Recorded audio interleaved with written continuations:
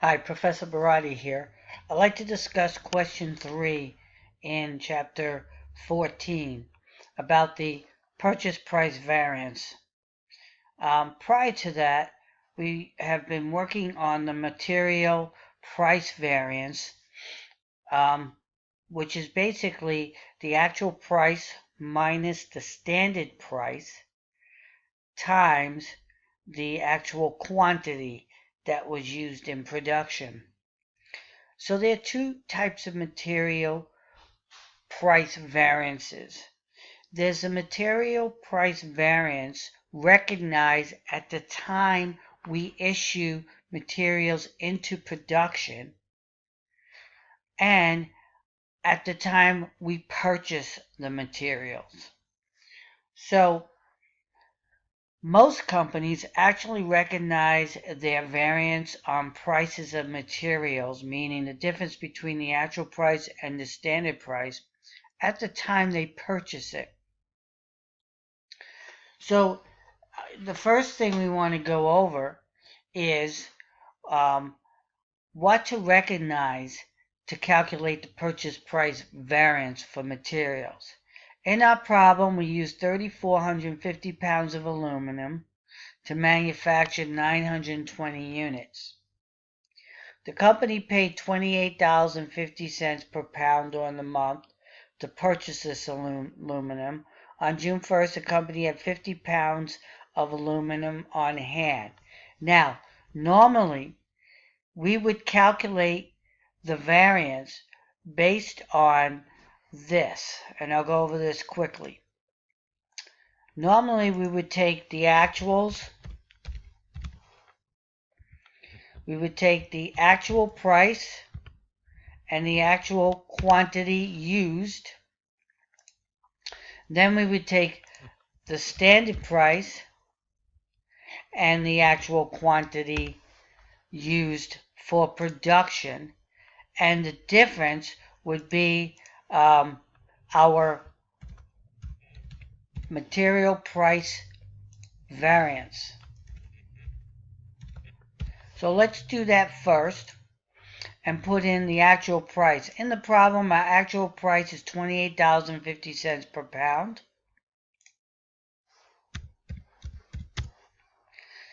The actual quantity used for production is 3,450 pounds. So the total is going to be the price times the quantity used for production.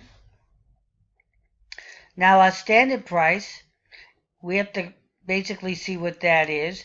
And our standard price for aluminum is $25 per pound, unit cost.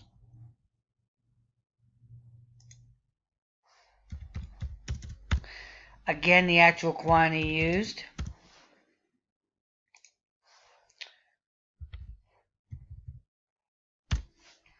is 86,250. So the material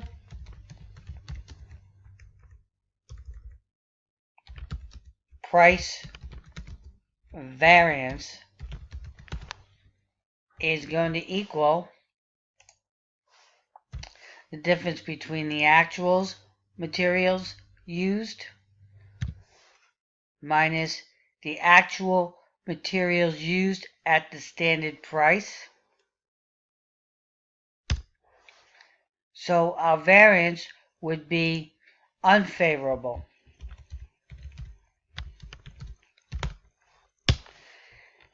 This is done when we recognize material price variance, material price variances at the time we issue materials into production.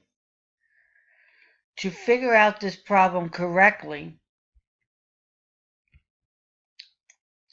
we have to figure out not what was issued into production, but we're going to record the purchase price material variance at the time we purchased it. So at the time we purchased the inventory, we basically purchased the inventory at $28.50. So we already know that at 28.50. That would stay the same. The actual quantity, this was what was used. So we have to now figure out what was purchased. So it's the actual quantity purchased.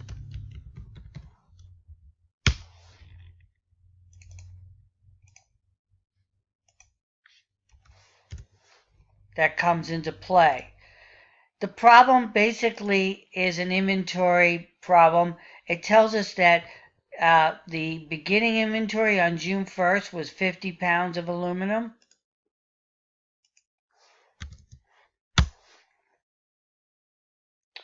We know we used 3,450 pounds. And the ending inventory was given to us as 30 pounds.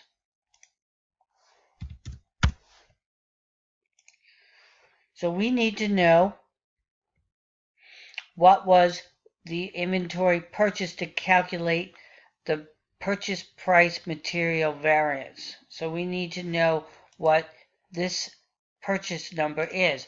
That's part of the problem to solve. So to solve that, we simply do the T account calculation.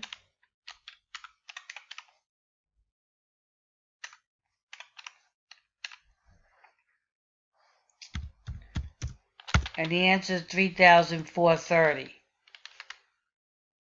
So just to double check our math, 50 plus 3,430 is 380 minus 3,450 is 30. This is the amount we use to calculate what we purchased.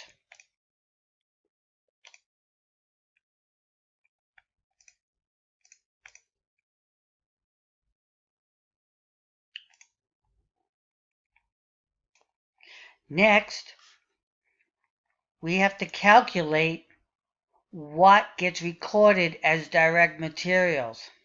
So, in a cost accounting management ERP system, we are using standards. We are not using the actual price. So the standard is given to us at $25, but we purchased $34.30 in pounds of aluminum.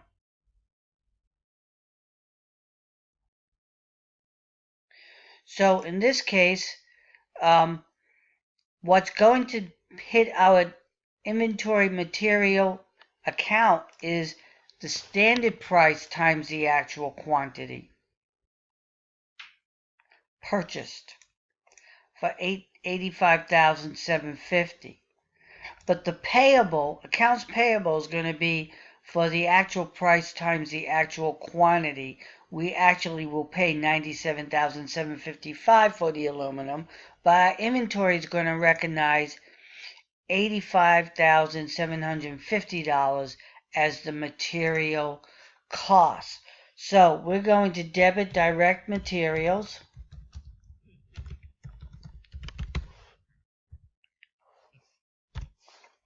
For the standard price at the actual cost, at the actual quantity purchased. We're going to record accounts payable because we're actually going to pay the actual price times the actual quantity purchased. Therefore, our purchase price material variance is going to be the difference. So we're recognizing the variance as a cost of goods sold immediately, rather than letting the incorrect material cost go through the system at $25 when it should be an actual price of $28.50, rather than have that $25 standard price go through WIP and finished goods, and then recognizing the variance when we sell it. Okay, at those stages, we recognize it right away. Of course, we close the material variance by debiting cost of goods sold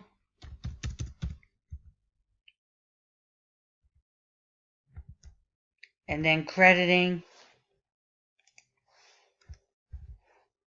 the purchase price variance to close it for the period. So it ends up correcting our cost of goods sold. And of course, again, it's unfavorable because our price is higher than our standard. The usage variance is the same. The usage variance is the same as if we were doing any other. There's no special treatment here. So the usage is going to be based on the flexible budget and the standard price times the actual quantity used. In this case, the actual quantity used is 3,450. So we've recognized our purchase price material variance. Now we're moving on to the usage variance. So I'm going to basically do that over here. Actual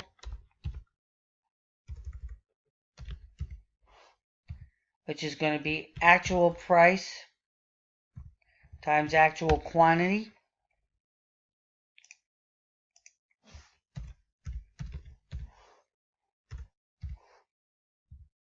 So actual price, again, doesn't change.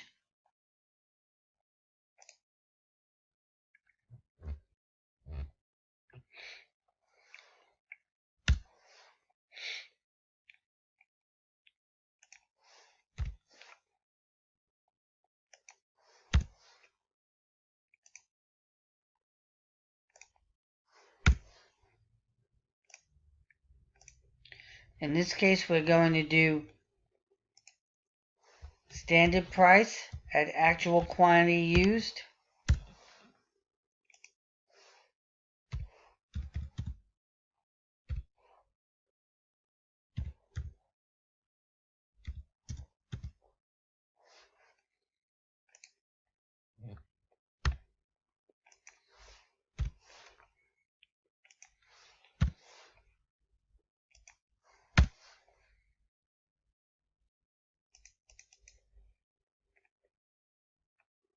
And then we're going to do our flexible,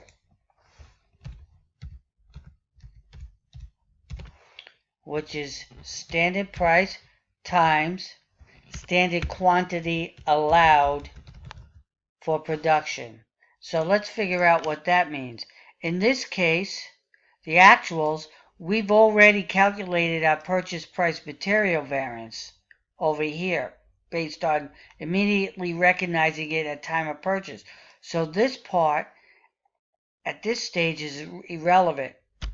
We're going to focus on standard price at actual quantity used and standard price at standard quantity allowed for production. The standard price is still the same, but it's the standard quantity allowed. So how do we figure that amount in? What it is, again, is a flexible budget. What we're saying is, based on the number of units that we produced and based on our standards, how much materials should we have used to produce those units? So again, let me repeat. The standard quantity allowed is simply calculated by asking this question. Based on the actual number of units produced and based on our standards, how much quantity of material should we have used based on the actual units? And then we multiply that by the standard price to get a flexible, basically a flexible use. The problem tells us that our standard is $25 per pound of aluminum, but we need 4 pounds to make one product, this product XV1.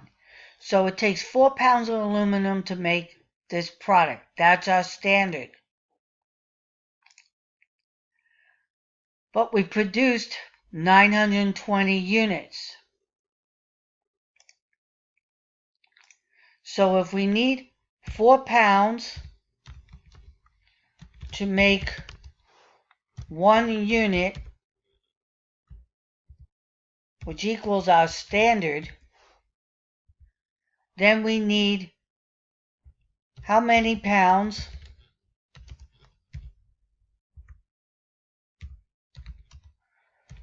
to make 920 units based on our standard. And that's simply taking the 920 times the 4-pound standard. And what that says is we should have used, based on our standards, 3,600 pounds of aluminum, but we actually used 3,450 pounds. So right away you can see that this variance is going to be favorable on the usage side because we used less pounds of aluminum to make each unit. So we were more efficient, more productive to produce these 920 units. So we simply multiply that, and we get $92,000 of flexible versus $86,250 actual. So the actual journal entry we're going to make is, because we used it, we are taking materials out of materials and putting it in a WIP. Why do we go into debit WIP? What's going into WIP? It's always at standard. It's always this standard that goes into WIP, because the standard is in our computer system. It simply multiplies every unit that we put into manufacturing or production. It takes the standard cost. Unless you change that standard cost, which is what you should do as a manager every quarter or every 6 months or every year. You need to upgrade those standard costs, because as you can see, those standard costs don't reflect actual costs. So to avoid bigger and bigger variances over the course of a year, you do want to update your standard costs to reflect reality. So the WIP is going to be debited for this amount. We're going to credit direct materials inventory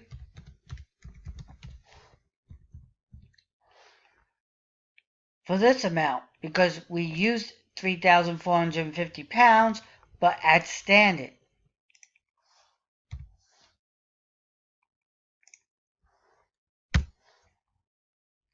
And the difference is going to be direct materials usage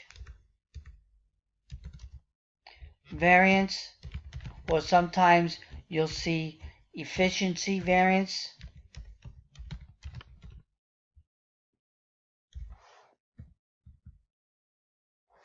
which is going to equal the difference. This, of course, gets closed as a debit.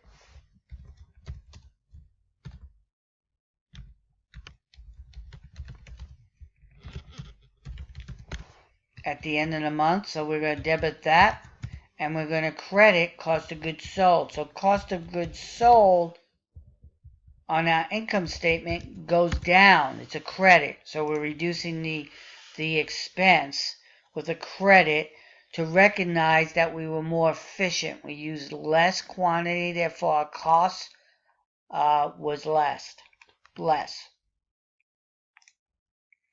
And that's favorable.